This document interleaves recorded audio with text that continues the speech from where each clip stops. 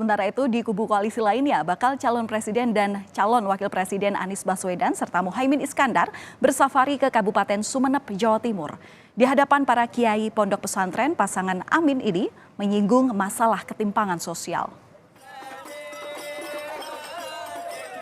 Safari dilakukan pasangan Amin ke Pondok Pesantren Ar-Raudhoh, Desa Gedungan, Kecamatan Batuan, Kabupaten Sumeneb, Jawa Timur pada Jumat siang. Saat menyampaikan sambutan, Baca Pres Anies Baswedan menyinggung sulitnya Indonesia bersatu jika masih banyak ketimpangan sosial yang terjadi. Anies pun mengajak massa yang hadir di Pondok Pesantren Ar-Raudhoh ini untuk bersama-sama menyelesaikan masalah ketimpangan jika dirinya terpilih menjadi presiden di Pilpres 2024.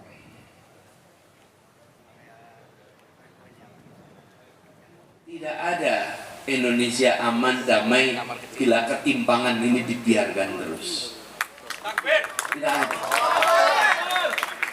Ketimpangan, ketidaksetaraan tidak bisa menghasilkan persatuan. Kalau ada tempat yang bersatu, akur, tentrem, dan timpang, saya pengen lihat contohnya.